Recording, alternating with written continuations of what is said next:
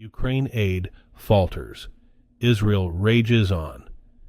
U.S. files war crime charges against Russians accused of torturing an American in the Ukraine invasion. Today is Thursday, December 7th, 2023, and this is the Dunkley Report.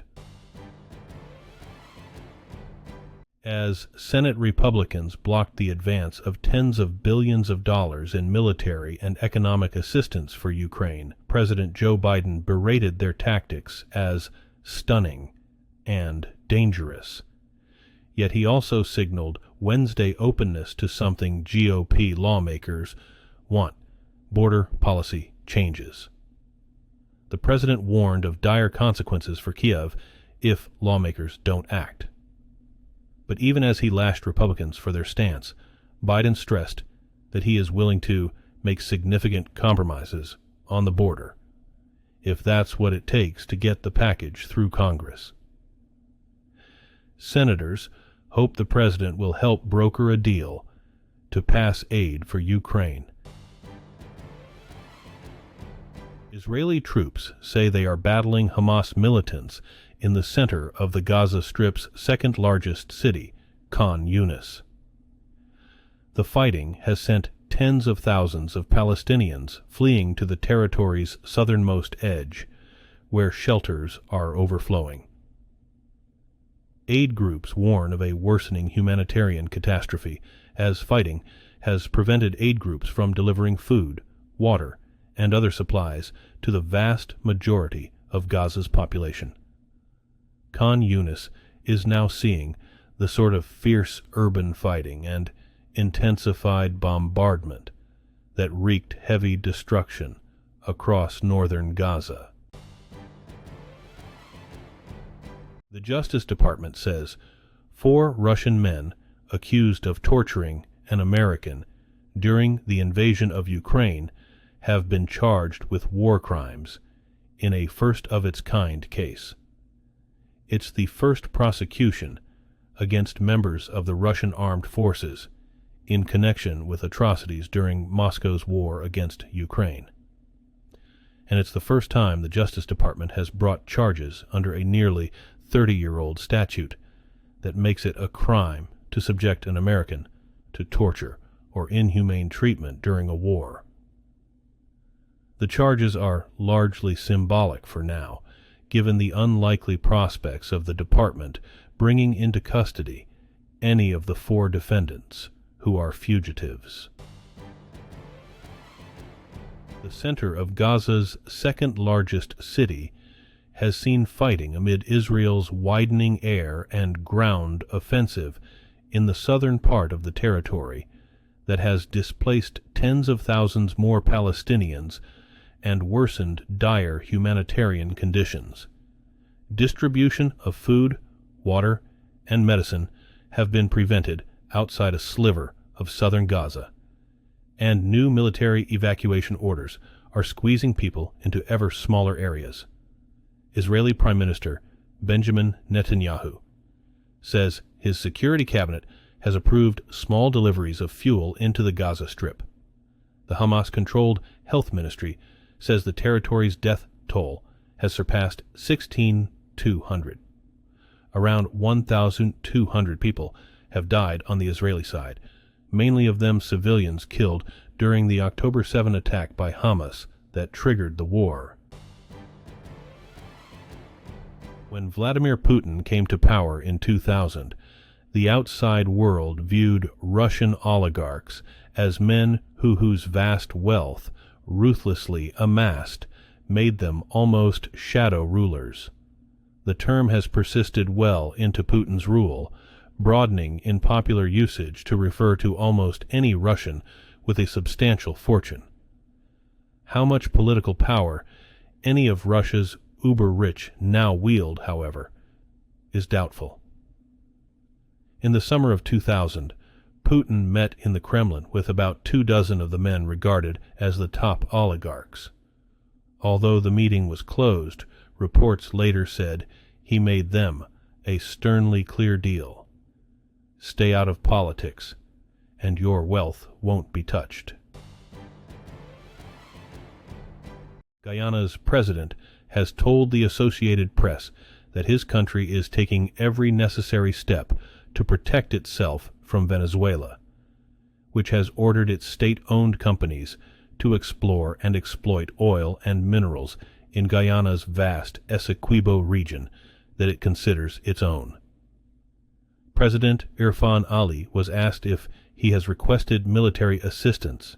He said on Wednesday that government is reaching out to allies and regional partners to protect Essequibo. Guyana has defense agreements with some of them. The Essequibo region makes up 2/3 of Guyana. Venezuela accuses Guyana of acting irresponsibly and is urging dialogue. New testimony and evidence gathered by rights groups indicate that Hamas militants carried out widespread sexual and gender-based crimes during their October 7th attack in southern Israel.